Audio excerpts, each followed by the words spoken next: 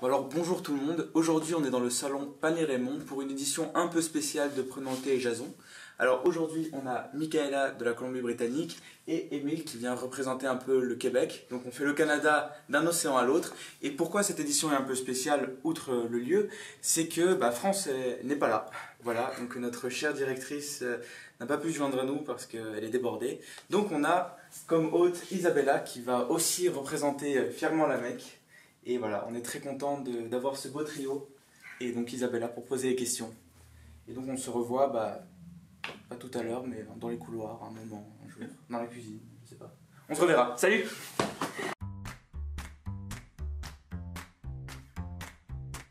Alors aujourd'hui, j'ai le grand défi de présenter le prénom de thé Jason à la place de France Mobile. Je n'étais pas exactement prête pour ça, mais on va essayer.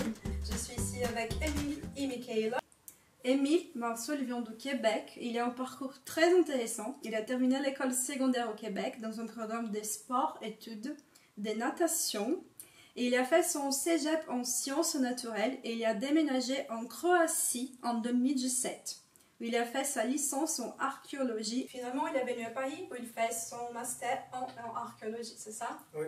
Michaela est originaire de Toronto, mais elle a habité en Colombie-Britannique pendant 6 ans. Elle est venue à Paris pour faire son master en politique publique à Sciences Po, après avoir suivi un programme interdisciplinaire en philosophie politique et économique à l'Université de la Colombie-Britannique. Alors, on va à la première partie pour découvrir un peu de vos parcours. Donc, j'ai commencé avec toi, Émile. Comment la vie t'a amené du sport à l'archéologie? Je dirais que, en fait, même quand on fait du sport, on n'abandonne jamais les études. Souvent aussi, quand on est jeune, ça va ensemble, justement dans des programmes de sport-études. Donc, après, quand j'ai terminé, disons, ma carrière sportive, je devais quand même continuer avec mes études, je devais quand même trouver quelque chose à faire. Donc, c'est deux cheminements différents. Pourquoi l'archéologie? Comment elle a apparu dans ta vie? J'ai toujours été intéressé par l'histoire en général. Puis on peut dire que quand même l'archéologie, c'est une histoire basée sur les sources matérielles, sur les vestiges matériels. Puis j'ai décidé de faire de l'archéologie une fois que je suis arrivé en Croatie. Parce qu'en fait, je suis arrivé en Croatie pour apprendre la langue, mais je voulais aussi continuer mes études. Donc j'ai décidé de m'inscrire dans un programme qui m'avait l'air intéressant, puis où j'allais pouvoir, développer mes capacités linguistiques en croate, puis de deux, étudier quelque chose qui m'intéressait. Donc c'est pour ça que j'ai choisi l'archéologie. Cool. Ouais. Et pourquoi tu as choisi exactement la Croatie? Parce que mon père est originaire de la Croatie. En fait, il est retourné là-bas vivre aussi, ça fait déjà 15 ans. Mais moi, j'ai jamais appris, quand j'étais petit, j'avais jamais appris la langue. Donc j'ai toujours voulu parler, je veux dire, c'est la langue que mon père et que mes ancêtres parlent depuis des siècles. Donc je trouve ça normal d'avoir un désir de parler la langue de ses parents. Donc c'est pour ça que je suis allé en Croatie. Alors on coupe. Expliquer la situation, c'est que comme on tourne au Pané-Raymond, c'est un lieu de vie, non? c'est ça, c'est un lieu de vie, exactement, comme dit dans... Arnaud, notre caméraman, où il y a beaucoup de passages, some traffic, so yeah, we're sometimes interrupted, that's life.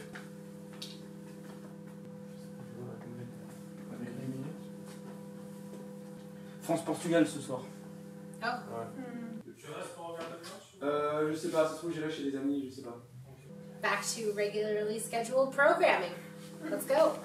Après, est-ce que tu penses que tu veux retourner en Croatie? Oui, j'aimerais ça retourner en Croatie après pour pouvoir faire des recherches archéologiques là-bas, travailler justement dans l'archéologie en Croatie. Puis je pense qu'il y a des belles opportunités de carrière parce que maintenant, en plus, la Croatie est dans l'Union européenne, il y a des meilleurs moyens financiers, est ouverte à l'arrivée de chercheurs étrangers qui amènent de un leur financement, de deux leur expertise. Donc je pense que la Croatie, c'est une belle région pour l'archéologie. Alors Michaela, Why Paris? Why did you choose Paris for your master? Why not? I mean, doesn't everybody dream of coming to Paris and eating delicious food and studying on the side, I guess? No, I'm just joking.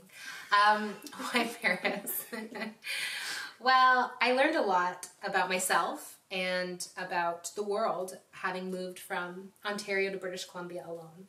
So I decided to be a little bit more adventurous and go outside of North America, go outside my comfort zone, and seek a perspective and an education that's unlike what I had already experienced. So I found myself in Paris, and in the following year I'll be in Tokyo as well. It's all about diversifying your perspective as much as you can.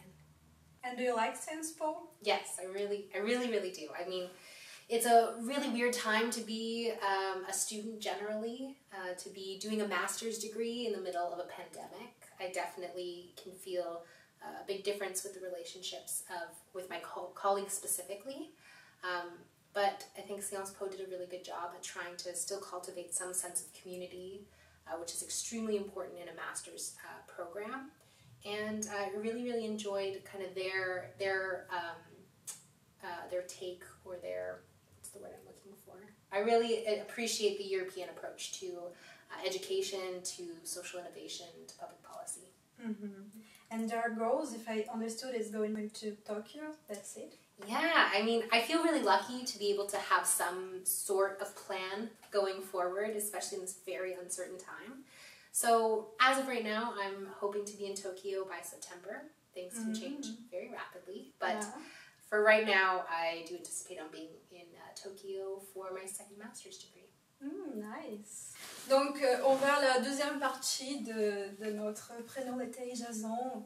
Maintenant, pour connaître un peu de vos hobbies de curiosité. Alors, Émile, je vais commencer avec toi parce que j'ai découvert que tu joues la flûte comment on dit ça? Traversière. Traversière. What does that mean?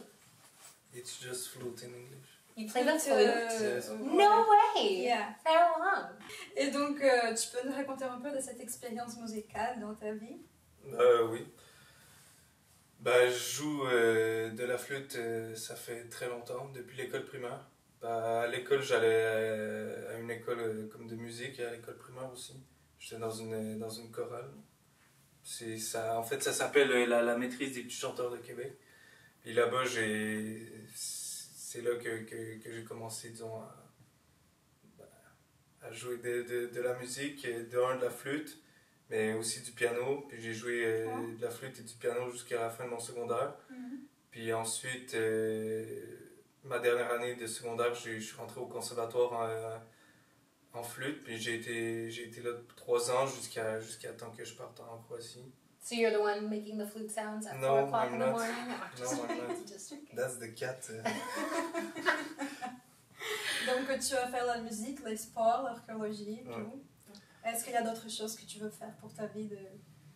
Non, He cooks really well as Ah, Just well. really? Absolutely. Oh When my he's in God. the kitchen and you walk by, like, Et alors, Michaela, mhm, on a entendu parler que tu es sommelier du vin, c'est ça? of course, yeah. If you live with me, you've definitely heard that I'm a sommelier, because I happen to like to mention it from time to time. Is that the question? Is it just that I'm a sommelier? Yeah. The short answer is yes. Tu peux raconter un peu comment tu as commencé? Sure, I can do that. So it kind of started when I was a barista. I worked in a cafe, and I became really interested in like the sourcing practices and the roasting practices and all of the different locations that coffee beans were being sourced from. And so I did like a coffee master's program when I was working at the cafe, and you learn about all of these different techniques and methods and everything when it comes to making the perfect cup of coffee. And being the addict that I am when it comes to caffeine, I mean, I really appreciated those kind of technical aspects of it. So I was working in a cafe, and then I moved to British Columbia. I moved to the Okanagan Valley, which is known for its wine, for its wineries. And I was kind of looking for something a little bit different, change the pace a little bit in my life. And I felt like after exploring the coffee world, wine kind of just felt like a natural next step for me. So I got a job at a really big winery out in British Columbia.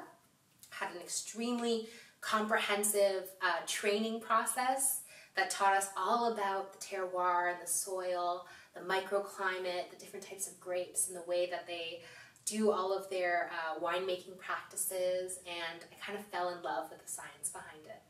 So I promptly decided after my first year of university, that I was going to take a little break and go to Europe and become a sommelier.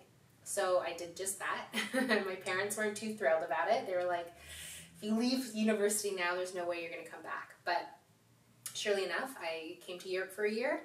I did my WSET courses. I went back to BC with all of my knowledge of old world winemaking traditions, and I went right back into the hospitality industry and drank a lot of wine to celebrate. It was really fun. But Maybe you should give us a course of wine and coffee. Would be nice. yeah, absolutely. Yeah. Just get everybody caffeinated and then get them really drunk afterwards. It's a perfect combination. Yeah, why not? C'est lequel le meilleur vin français en fait? Le meilleur quoi? Vin français. Ah, Et, bonne question. Est-ce que c'est Oh, le vin Languedoc? Est-ce que c'est français, ouais. le Bordeaux? Ah oui, j'adore le Bordeaux. Ça, Ah c'est ouais. mon vin préféré, bien sûr. Rouge. Hein. Ouais. Oui, le rouge, toujours. Et puis t'es pas un peu triste de quitter cette partie de la culture française pour le Japon, aussi bien que le Japon soit, hein? Oui, j'adore le saké. J'adore le whisky japonais aussi. Alors, il y a la cool là que j'aime bien aussi. Mais le vin ici, c'est formidable. En fait, maintenant, je voudrais savoir qu'est-ce que vous aimez de la Mecque. D'accord. After you, my friend. Ben, moi, la première chose qui me vient à l'esprit, c'est Le fait que cette année, malgré toutes les conditions, toutes les restrictions, je veux dire, tout en rapport avec la COVID, ben, la Mecque, ça nous a permis de rencontrer des gens. You have this lacking of like a sense of community in your life, this big gap caused by all the restrictions and the isolation. And to live in a place like the Mecque, you're just around people you would have never really normally been around. I don't know if Emil and I would have been friends outside of the walls, but I'm glad we are now, right? We're friends, right? Yeah, exactly. we are. I don't know if we would have met otherwise, you know? And so it's really a collection of people from all over the world who wouldn't have crossed paths otherwise. And you like shove them in a house together like a social experiment. And at the end of it, like we all got each other through confinement. We all got each other through this crisis together. We all carried each other through a pretty crazy time in our lives. So I think that's pretty cool. I hope you don't forget the Mecque after you live here. Donc, merci. Merci à vous. Merci à vous. Et bon, voilà, on vous attend pour le prochain Prénom l'été Jason. Et voilà, merci. Nice. Merci de nous avoir That's a reçus. wrap. C'est fini? Ouais, c'est fini.